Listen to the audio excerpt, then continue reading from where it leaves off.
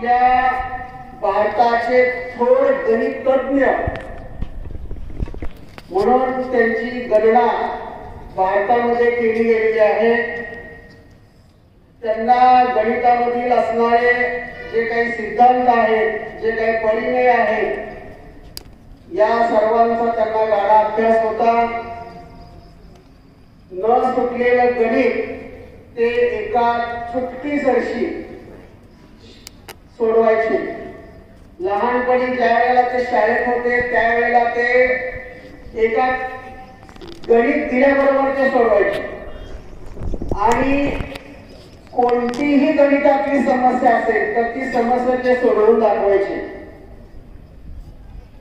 त्यांचं हे गणितातलं ज्ञान बघून त्यावेळेचे त्यांचे शिक्षक हे आश्चर्यचकित व्हायचे आणि त्यांचं कौतुक करायचे। विद्यार्थी मित्रांनो, त्यांना लहानपणापासून गणितामध्ये पैकीच्या पैकी मार्क मिळायचे, पण इतर विषयामध्ये मात्र त्यांना कमी मार्क्स मिळायचे। 7वीमध्ये श्रीनिवास रामानुजन असताना ते पदवीच्या विद्यार्थ्यांचे गणित सोडवायचे। बघा, 7वीमध्ये असताना पदवीच्या विद्यार्थ्यांचे गणित सोडवायचे आणि त्या काळामध्ये बहुतेक गणित हे ते पाटीवर सोडवायचे, कारण अतिशय गरीब कुटुंबामधून ते पुढे आलेले होते। त्यांच्याकडे वही घेण्यासाठी पैसे नसायचे म्हणून पाटी पेन्सिलवर ते गणित सोडवायचे। आपल्याला सर्वांना माहित आहे की गणितामध्ये अनेक प्रकारच्या पद्धती आहेत, सिद्धांत आहेत आणि त्या सर्वांच्या मध्ये ते अगदी तरबेज होते।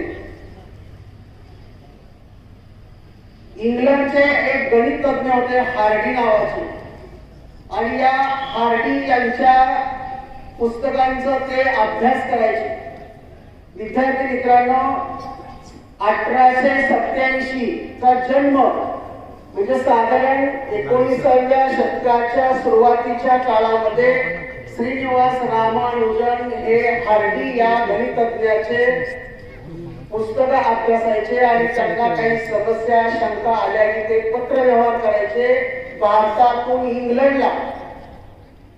आणि हा पत्र व्यवहार ते करत असताना एकेकाळी एका दिवशी हार्डी हे गणितज्ञ भारतामध्ये आले आणि भारतामध्ये आल्यानंतर त्यांनी श्रीनिवास रामानुजन यांना बोलावून घेतलं आणि त्यांचं गणितातलं ज्ञान पाहून ते त्यांना इंग्लंडला घेऊन गेले। विद्यार्थी मित्रांनो, असा हा थोर गणितज्ञ आपल्या भारतामध्ये होऊन गेलेला आहे। म्हणून आपण आपल्या दैनंदिन व्यवहारामध्ये गणित विषय हा अभ्यासायचा आहे। गणिताची साथ ही कायम लक्षात ठेवायची आहे, कारण दैनंदिन व्यवहारामध्ये गणिताशिवाय कुठलंच पान हलत नाही। आरोग्य विभाग असू द्या, अर्थ विभाग असू द्या, इतिहास विभाग असू द्या, प्रत्येक अंगाशी गणिताचं नातं आहे। साधं उदाहरण सांगतो, ऑक्सिजन लेवल किती पाहिजे सांगा? ऑक्सिजन लेवल किती पाहिजे?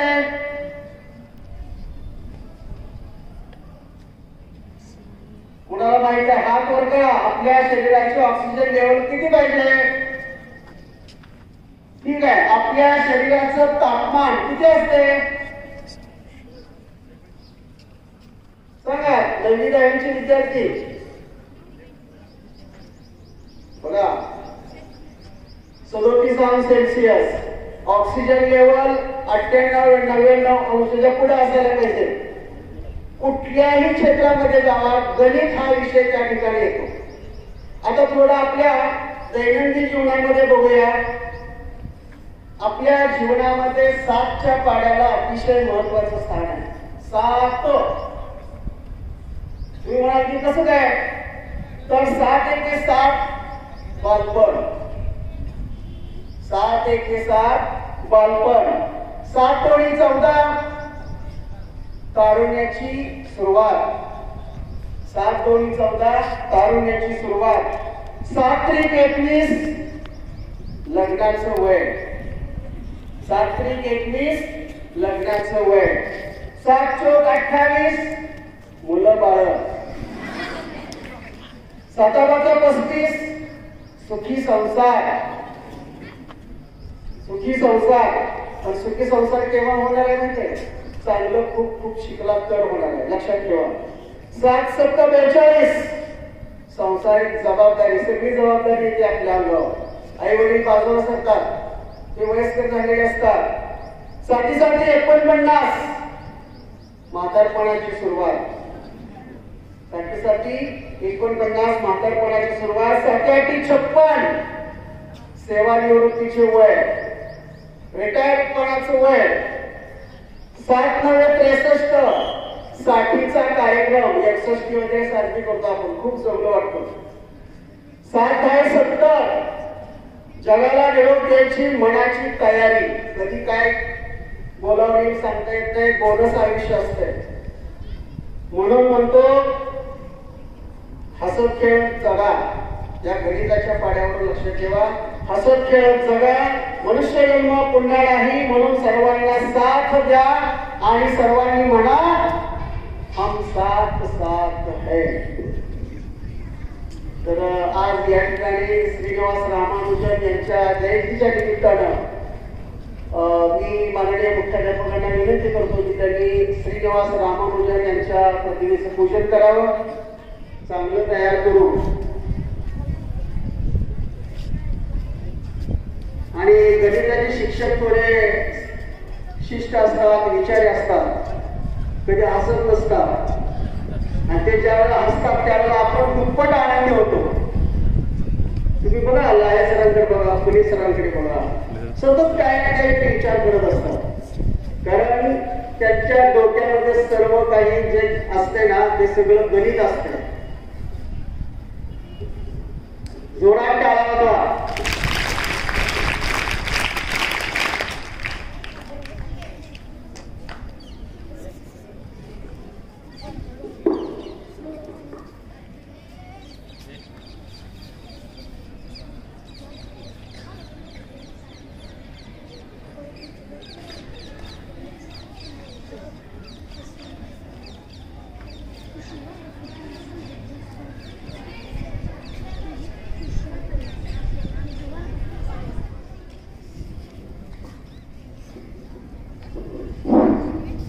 विद्यार्थी मित्रांनो, आज राष्ट्रीय गणित दिन आहे.